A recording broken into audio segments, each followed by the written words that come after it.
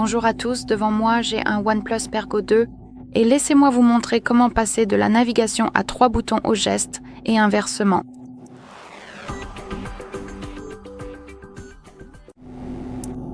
Commençons donc par ouvrir les paramètres et ici, dans cette section de gauche, il faut faire défiler et trouver Système et mise à jour.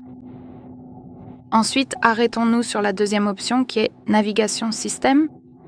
Oh, désolé, c'était mon erreur. Navigation Système. Et ici, il faut faire défiler vers le haut parce que, pour une raison quelconque, notre appareil nous montre cette section, mais nous voulons faire défiler vers le haut pour trouver plus d'options à choisir. Commençons donc par les boutons. Si vous avez les gestes activés et que vous souhaitez utiliser les boutons, il suffit d'appuyer sur cette option à gauche. Et maintenant, au lieu des gestes, nous avons ces 3 boutons en bas de l'écran. Vous pouvez changer la disposition des boutons si vous le souhaitez, donc vous pouvez réorganiser le bouton retour et les autres boutons. Vous pouvez également changer l'emplacement des boutons, donc à gauche ou à droite, comme vous pouvez le voir ici, vous avez cette, disons, flèche, donc chaque fois que vous souhaitez changer la position, il vous suffit d'appuyer sur cette flèche. Et votre appareil déplacera les boutons de navigation à droite ou à gauche, ou vous pouvez choisir centre, et comme vous pouvez le voir, ils sont centrés. Il y en a encore d'autres. Il y a également plus d'espace entre eux, donc c'est à vous de voir comment vous souhaitez les utiliser. Ici, vous pouvez aussi décider si vous souhaitez utiliser la recherche en cercle et l'assistant numérique de Google. Voilà pour ce qui concerne les boutons. Nous pouvons également configurer les gestes simplement en appuyant sur cette animation ici et votre appareil vous demandera si vous souhaitez apprendre les gestes grâce au tutoriel.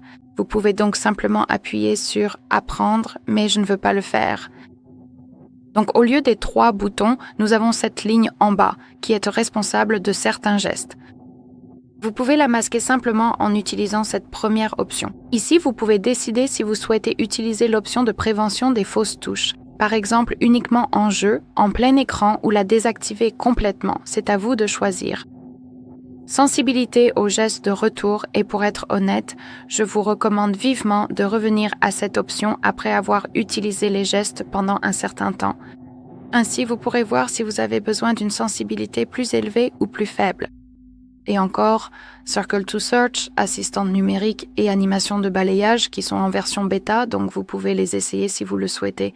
Et petite précision, vous ne pouvez utiliser Circle to Search que si la barre Just Your Guide est appliquée ou non masquée.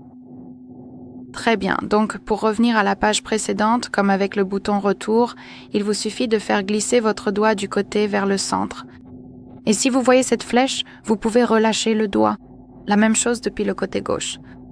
Si vous souhaitez revenir directement à la page d'accueil, faites glisser votre doigt du bas vers le centre, comme ceci. Assurez-vous que ce mouvement soit rapide et bref. Et si vous souhaitez ouvrir les applications récentes, répétez le geste, donc du bas vers le centre, mais maintenez votre doigt quelque part ici. Et voici comment faire. Ouvrir les applications récentes. De plus, si vous souhaitez passer d'une application à l'autre sans entrer dans les applications récentes, vous pouvez le faire simplement en faisant glisser votre doigt en bas de l'écran, de la gauche vers la droite ou de la droite vers la gauche, comme ceci.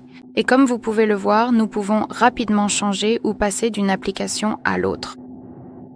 Très bien, ce sera tout. Merci beaucoup d'avoir regardé. Merci d'appuyer sur le bouton d'abonnement et de laisser un pouce en l'air.